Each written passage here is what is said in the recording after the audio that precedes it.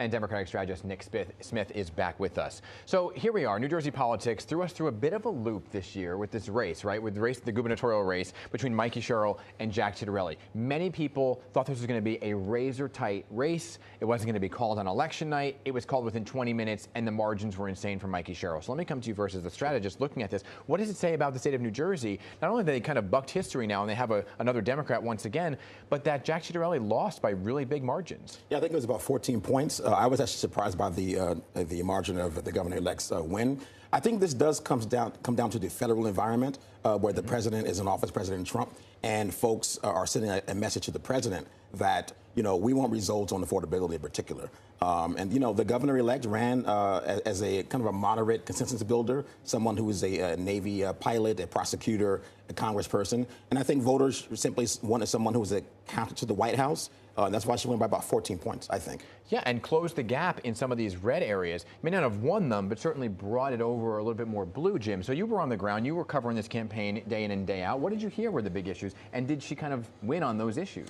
Well, yeah, I was actually there covering, as you know, Mikey Sherrill's campaign on the night she was elected. And I think to your point, we were also a little bit surprised that the results came back so early in her favor. But I think really affordability was the number one issue. I mean, all summer we talked about the issue of high energy bills in New Jersey, and I think her message of declaring a state of emergency on utility bills on day one in office, I think that's what really resonated with voters. But also, to your point, with the kind of shift toward the blue side of things, I think it's also New Jersey's governor election is typically seen as an early temperature check on how Americans view the president and what's going on in Washington, right? So I think that's a bit of a bellwether.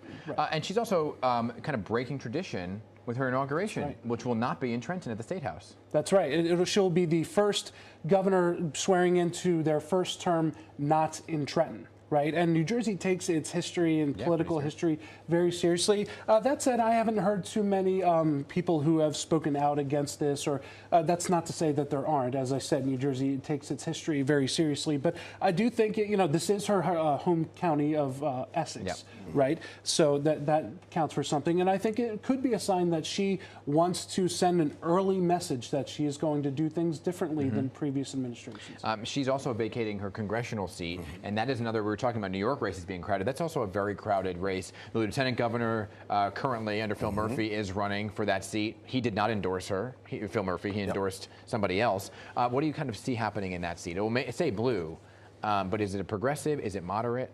That's a good question. I would probably lean moderate based on the national environment, and I love your point about affordability. Folks are really focusing on the issues. So whatever congressional candidate can say, hey, I'm going to go to Washington and help Jersey with, affordability. I guess property tax would be a state issue, but whatever we can do federally to bring down costs for Jersey residents, will do it. So we'll see what happens in that primary. You know, I know we're not in the prediction game or crystal ball game, but kind of just given what's been happening around in the state of affordability, do you think Congress stays red?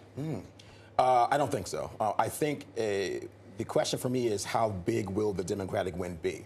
Folks are really focused on the issues. Sometimes it's more a cultural war and those kinds of things. But this is trending to be an issue-based set of elections, and the president is gerrymandering red states deliberately because he knows the Dems are coming for him. Yeah. Okay. And just last word for you, Jim. You know, she hasn't taken office yet, but has there been something that's been jumping out at you as like a key point that she's already done or following up on before she takes office? I think just going around and listening to the people who elected her, she got a quick early jump. The very first thing she did as governor-elect was go to Newark and help give out food at a food pantry. So I think that was another clear message that she wanted to send there, and she's also in the middle of her diner tour. Her listening tour is on. Okay, thank you both, and you'll be very busy in 2026. We'll be right back, everybody.